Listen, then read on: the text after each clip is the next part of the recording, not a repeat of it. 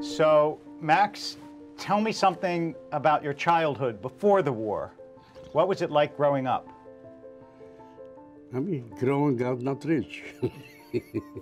Growing up very poor. Yeah.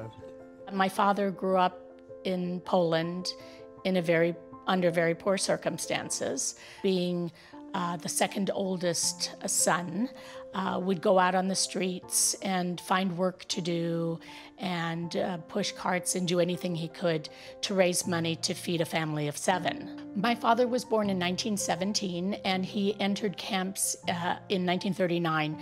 He was a Polish Jew and Poles went in first. I'm the Holocaust survivor left in this world, but surviving 18 camps over 5 years. I survived 12 slave labor camps in 6 concentration camps.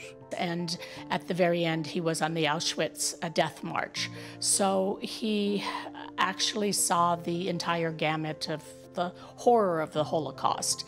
And he came out even more committed to his Judaism. Coincident, the fathers, my twin sister, the only one who survived.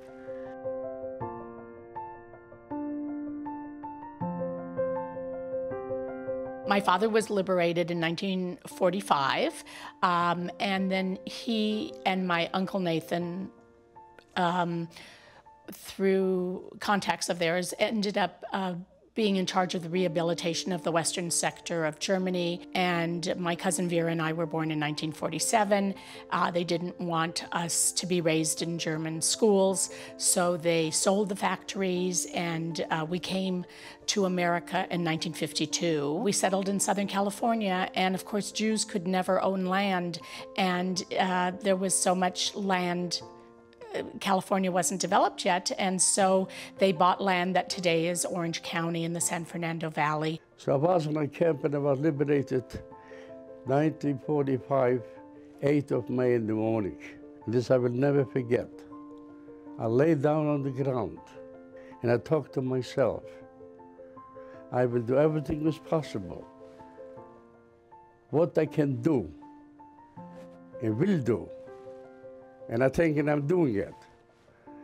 How to give things and bring back the Jewish heritage, the Jewish people, the Jewish schools.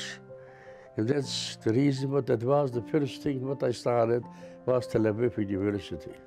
When my father decided to give the School of Languages to Tel Aviv University, I said, "Daddy, what's the meaning to you of the School of Languages?" And he said, "Honey, what differentiates people from one another is their inability to communicate. And if I give the School of Languages and everybody can learn each other's language, then we won't have so much strife in the world." They found a spot, the nicest spot in Israel with the cafeteria. She said, "Okay." She said, "I made one condition. Don't remove trees what don't have to." What other charities are you involved with? After was finished the first building, Tel Aviv University, the second was Shibam, what I gave the buildings. The third one was Balalan. Philanthropy is so second nature to my father. I think it's a part of my heritage and my culture and my belief system. What about in Los Angeles? In Los Angeles, what I've done is also congregation with Israel, what is over 50 years, hospitals, Cedars Sinai. He's been very generous at Cedars Sinai Hospital in diabetes. He and I both did a program through Juvenile Diabetes Research Foundation in Orange County. So he does give to causes that are other than Jewish causes, but not much. And his foundation states that the money is to be spent 80% on Jewish causes. What advice would you give to a young man or a young woman who wants to be a philanthropist like you? If you have it, you share and you give. It's a joy actually what lives with you.